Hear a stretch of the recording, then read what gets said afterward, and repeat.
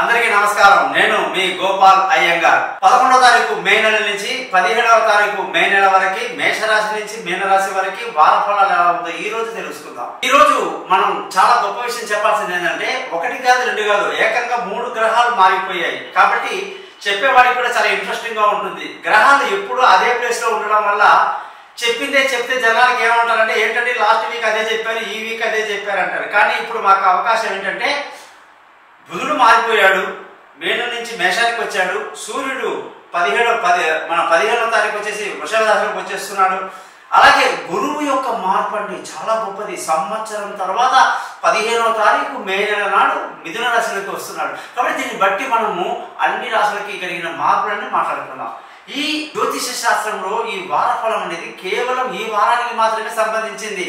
కానీ మీ జీవిత చక్రం మొత్తం చూడాలంటే మీ date of birth, time of birth, place of బర్త్ని బట్టి జాతక చక్రాన్ని రాసి అందులో లగ్నాన్ని, నక్షత్రాన్ని, రాశిని, అలాగే దశని గుర్తించి ఆ తర్వాత మీకు పరిహారాలు ఎలా ఉంటాయి, ఏ విధమైనటువంటి సగలు జరుగుతుంది అన్నీ కూడా క్లియర్గా మనం మాట్లాడుకోవచ్చు. కాబట్టి మీరందరూ మీ date of birth, time of birth, place of birth నాకు పంపించండి.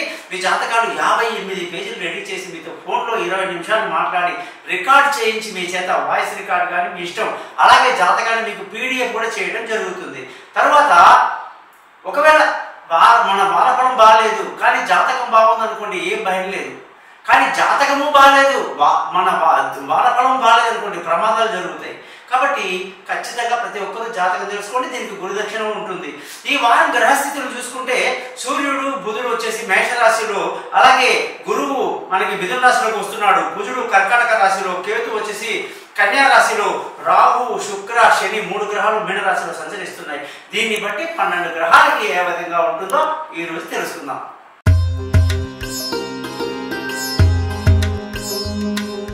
ధనుసు రాశి వాళ్ళందరికీ కూడా 11వ తారీఖు మే నెల నుంచి 17వ తారీఖు మే నెల వరకు ఎన్నో శుభవార్తలు మోసుకొచ్చాను నేను మీకోసం.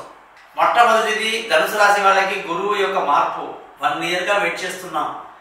6వ ఇంట్లో ఉండి నానా బీభత్సం చేశాడు. మానసిక స్థితి బాగాలేకపోవటం అన్నీ కూడా దురదృష్టమే. కానీ ఇప్పుడు సప్తమంలోకి వచ్చేసాడుగా, ఆత్మవిశ్వాసం పెరుగుతుంది, సెల్ఫ్ కాన్ఫిడెన్స్ పెరుగుతుంది. ఏదేమైనా కానీ నాదే సక్సెస్ అనుకుంటారు. ఖచ్చితంగా విందులు వినోదాలు పాల్గొంటారు, ఆనందంగా గడుపుతారు, శుభవార్తలు అందుకుంటారు అని చెప్పేసి ఎన్నన్నా చెప్పొచ్చు. అలాగే బుధుడి యొక్క మార్పు, సప్తమాధిపతి బుధుడు కదా, పంచమంలోకి వెళ్ళాడు. ఏం పెద్ద ఇబ్బంది లేదు, భార్యాభర్తలు బాగుంటారు, పెళ్లి కాని వాళ్ళకు పెళ్లి కుదురుతుంది, దూరంగా ఉన్న వాళ్ళు కలుసుకుంటారు, పార్ట్నర్షిప్లో వ్యాపారం కలిసి వస్తుంది, ప్రేమికులకు చాలా అద్భుతంగా ఉంది. ఉద్యోగానికి అధిపతి బుధుడే.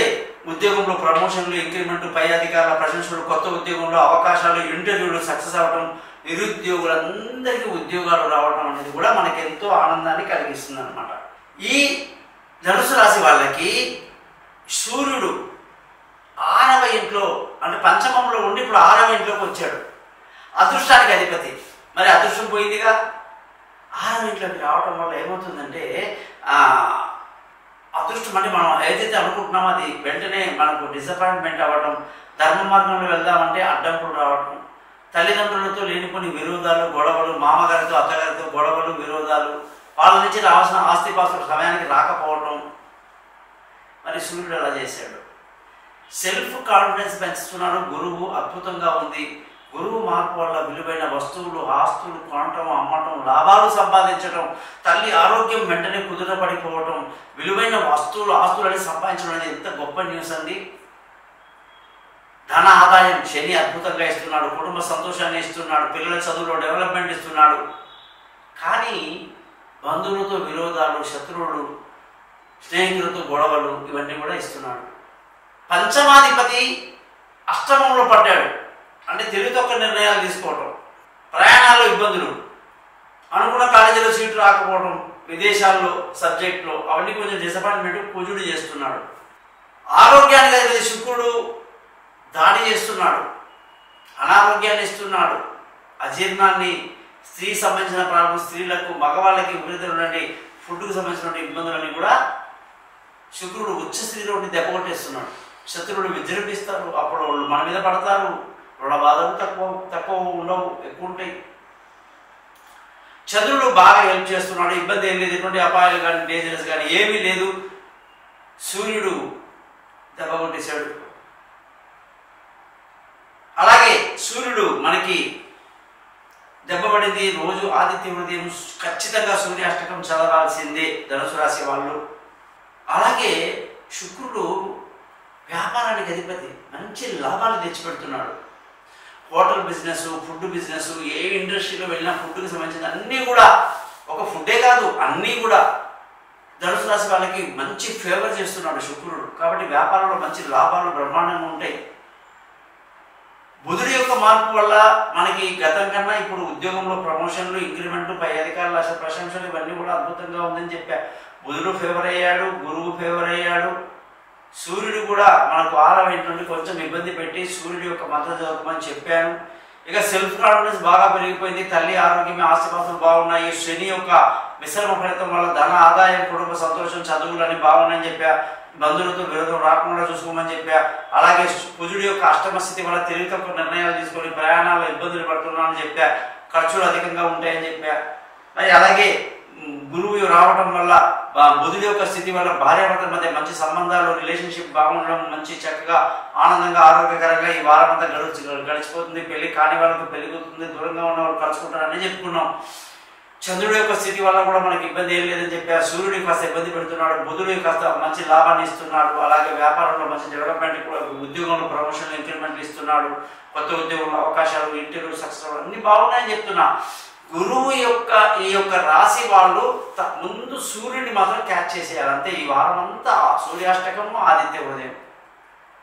ఇకపోతే ఈ వారంలో మనకు అష్టమంలో కుజుడు, కుజమంత్రం చదవటం, సుబ్రహ్మణ్య స్వామి, ఆంజనేయ స్వామి, నరసింహస్వామి గుడికి వెళ్ళటం, కాస్త ఎటువంటి ప్రమాదాలు రాకుండా వాహనాలు నడిపేటప్పుడు కుజుడు అష్టమంలో ఉండి ఇబ్బంది పడకుండా మనం దాని జాగ్రత్తలు తీసుకోవడం మంచిదన్నమాట.